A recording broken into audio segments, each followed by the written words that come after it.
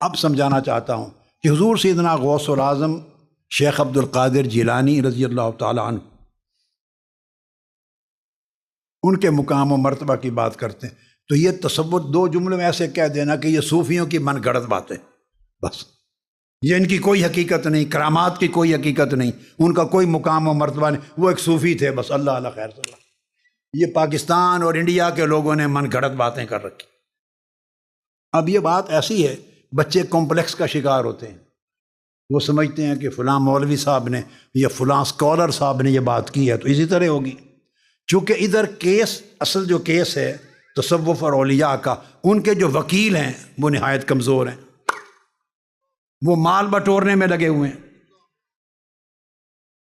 ادھر حضور غوث العظم کو گالی دی جا رہی ہے اور حضور غوث العظم کے نام پر کمائی کرنے والے انہیں فکری کو نہیں، وہ مال بٹورنے پر لگے ہیں۔ حضرت خواجہ غریب نواز معین الدین چشتی اجمیری ہوں، یا حضرت قطب الدین بختیار کاکی ہوں، یا حضرت خواجہ نظام الدین اولیاء ہوں، یا حضرت بابا فرید الدین گنج شکر ہوں، یا امام ابو الحسن شاذلی ہوں، یا شیخ شہاب الدین سہروردی ہوں، یا حضرت جنید بغدادی ہوں، سری سقطی ہوں، جتنے اولیاء، حضرت باجزید بستامی ہوں، ارے جن کے نام پر، عقیدت کے نام پر آپ لوگ کھاتے ہیں، ان کو گالیاں دی جا رہی ہیں، لوگوں کا تعلق ان سے کاٹا جا رہا ہے، ان کا تصور مسخ کیا جا رہا ہے، اور آپ کو سروکار ہی کسی چیز سے نہیں، سروکار صرف اپنی رسوم پوری کرنے اور اپنا مال بٹورنے سے ہے، بس کاروبار اور دھندا کرنے سے ہے، جس کے نتیجے میں نوجوان نسل بیک کی چلی جا رہی ہے۔ میں نے یہ جو بنیاد رکھی کہ دین کے اصل تصورات کو سمجھنے کے لیے ائمہ دین سے تعبیر اور اس کی تشریح اور معنی اور مراد ان سے لینا چاہیے۔ حضور سیدنا غوث العظم رضی اللہ تعالیٰ عنہ کا یہ مقام و مرتبہ یا پاکستان اور ہندوستان کے علماء نے یا پیروں نے یا عقیدت مندوں نے گھڑا ہے یا ائمہ حدیث؟ اب میں اس طرف آ رہا ہوں، کیا ائمہ جو امت مسلمہ کی تاریخ میں اتھارٹیز ہیں، جن کا کوئی شخص انکار نہیں کر سکتا، جس کا کوئی تعلق علم کے ساتھ ہے، خواہ وہ اہل سنت ہے، خواہ وہ اپنے آپ کو بریلوی کہتا ہے، خواہ وہ دیوبندی کہتا ہے، خواہ وہ اہل حدیث کہتا ہے، سلفی کہتا ہے، جس کا تعلق بھی حدیث اور سنت کے علم کے ساتھ ہے، جو بھی مکتب فکر ہے، وہ ان کو اتھارٹی سمجھتے ہیں، انہیں پڑھے اور سمجھے بغیر کسی کی علم کی سند ہی نہیں ملتی اس کو۔ میں اب صرف ان تک بات رکھوں گا۔ انہوں نے کتابیں لکھی، سینکڑوں کتب، ان میں سے چند بتا رہا ہوں، بڑی بڑی ہستیاں جنہوں نے حضور سیدنا غوث العظم رضی اللہ تعالیٰ عنہ کی احوال پر، مقامات پر، کرامات پر، عظمت پر، مرتبت پر پوری کی پوری کتابیں لکھی۔ یہ اس لیے بتا رہا ہوں کہ یہ پاکستان اور انڈیا کی من گھڑت چیزیں نہیں ہیں۔ امام عبداللہ بن اسد الیافعی، انہوں نے 2 کتابیں لکھی، کتاب ایک ہے، یہ نام 2 ہوں گے کشف الظنون میں، اسن المفاخر فی مناقب شیخ عبد القادر، اور دوسری کتاب جو اس وقت مطبوعہ ہے، چھپی ہوئی ہے، خود میرے پاس بھی ہے، خلاصۃ المفاخر فی مناقب شیخ عبد القادر۔ پھر امام ابن الملقن صحیح بخاری کے شارح ہیں، اور امام ابن حجر اسقلانی سے بھی 50 سال پہلے وفات کا فرق ہے، ان سے قبل بخاری شریف کے شارح امام ابن الملقن، انہوں نے درر الجواہر فی مناقب شیخ عبد القادر۔ پھر امام قسطلانی، وہ صحیح بخاری کے شارح ہیں امام، ان کی شرح بخاری پڑھی اور پڑھائی جاتی، انہوں نے الروض الظاہر فی مناقب شیخ عبد القادر، یہ مواہب اللدنیہ کے مصنف ہیں، انہوں نے لکھی۔ لغت کے سب سے بڑے امام اور محدث امام ابو طاہر مجد الدین فیروز آبادی صاحب القاموس، انہوں نے لکھی روضۃ الناظر فی ترجمت شیخ عبد القادر۔ ان میں کوئی پاکستان کا نہیں ہے، پاکستان تو وجود میں نہیں آیا تھا، نہ کوئی انڈیا کا ہے، یہ ائمہ محدثین ہیں، عرب اکابر۔ امام عز الدین بن عبد السلام، انہوں نے کتاب لکھی اور قصائد لکھے حضور غوث پاک کے۔ امام عبد الوہاب شعرانی نے الطبقات الکبریٰ لکھی۔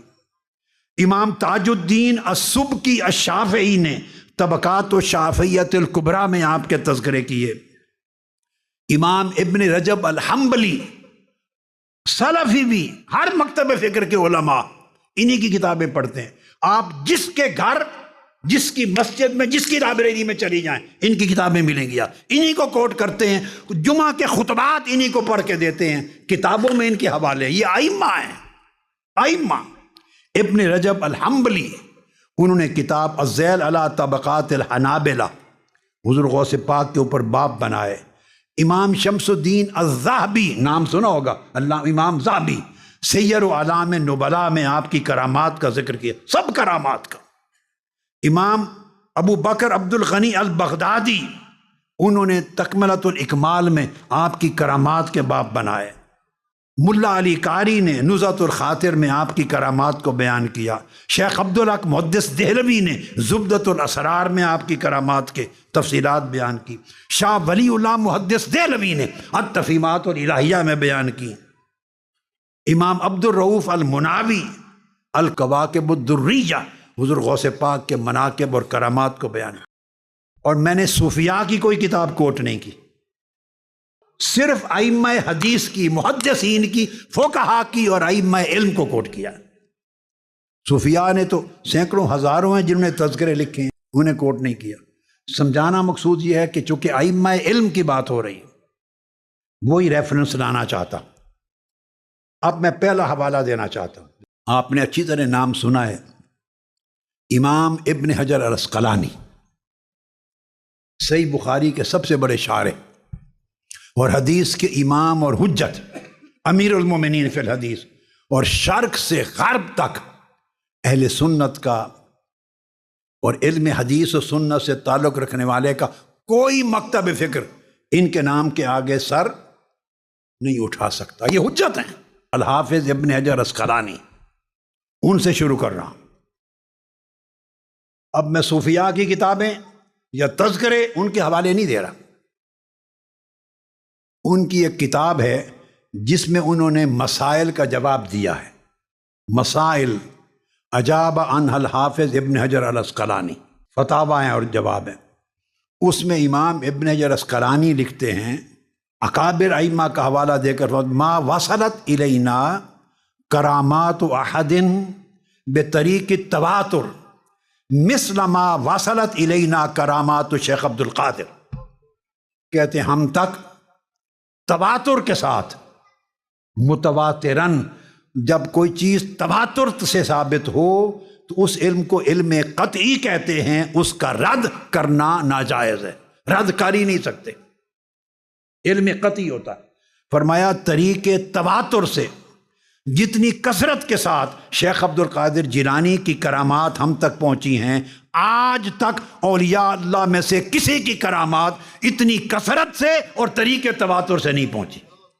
یہ امام ابن حجر عسقلانی، یہ وہ امام ہیں جو مدینہ یونیورسٹی میں بھی پڑھائے جاتے ہیں، جو ام القریٰ میں، مکہ معظمہ بھی پڑھائے جاتے ہیں، جو مصر اور جامعہ الازہر میں، سوڈان، عرب و عجم، پاکستان، انڈیا، روئے زمین پر جہاں علم حدیث ہوگا وہاں امام ابن حجر عسقلانی کا جھنڈا سب سے بلند ہوگا۔ یہ وہ امام ہیں، وہ سند دے رہے ہیں اس بات کی، اور ان کی کرامات کو بطریق تواتر ثابت کیا۔ اب آگے سمجھیں، بڑی خاص بات بتانا چاہتا ہوں۔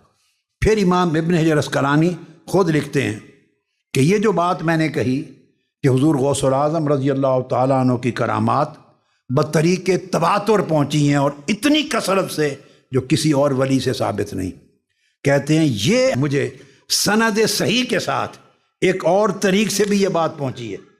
یہ امام ابن حجر عسقلانی لکھ رہے ہیں کہ یہی بات پہلے تو امام عز الدین بن عبد السلام کو کوٹ کیا، اب کہتے ہیں کہ مجھے سند صحیح کے ساتھ ایک اور طریق سے پہنچی ہے، اور وہ امام الحافظ شرف الدین علی بن محمد الیونینی، ان کے طریق سے بھی یہی بات پہنچی ہے کہ انہوں نے امام عز بن عبد السلام سے یہی بات کی کہ حضور غوث پاک کی کرامات بطریق تواتر ثابت ہیں اور اتنی کثرت سے کہ کسی ولی اللہ کی نہیں۔ پھر انہوں نے کہا یہی بات علامہ ذہبی نے بھی بیان کی ہے۔ یہ سب حوالے حافظ ابن حجر عسقلانی نے دیے ہیں، اور یہ جو امام شرف الدین علی بن محمد الیونینی، جن کا حوالہ امام عسقلانی نے دیا ہے، یہ کون ہے؟ یہ بڑی اہم بات ہے۔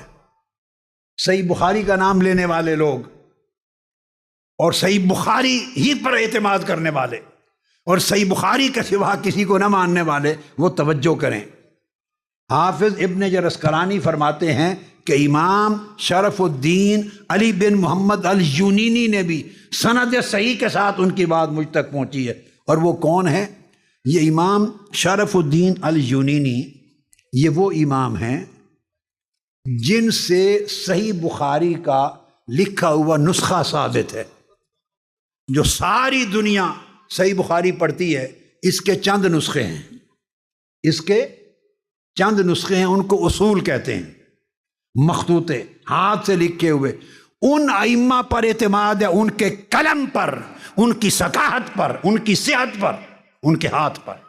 چند نسخے ہیں، وہ نسخے پوری دنیا میں صحیح بخاری کے ہیں، اور ان کو اصح النسخ علی الاطلاق، ان تمام چند نسخوں میں سب سے زیادہ صحیح ترین نسخہ صحیح بخاری کے ٹیکسٹ کا وہ امام یونینی کا ہے۔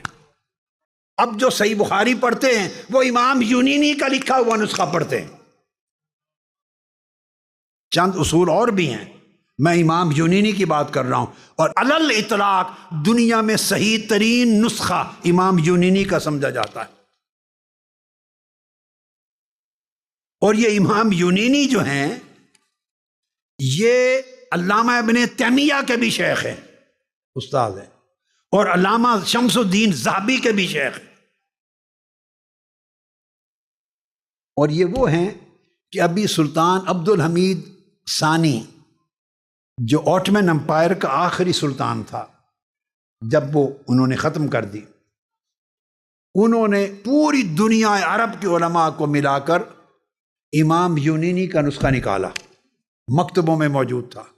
700 سال پہلے سے بخاری شریف چھپ رہی ہے۔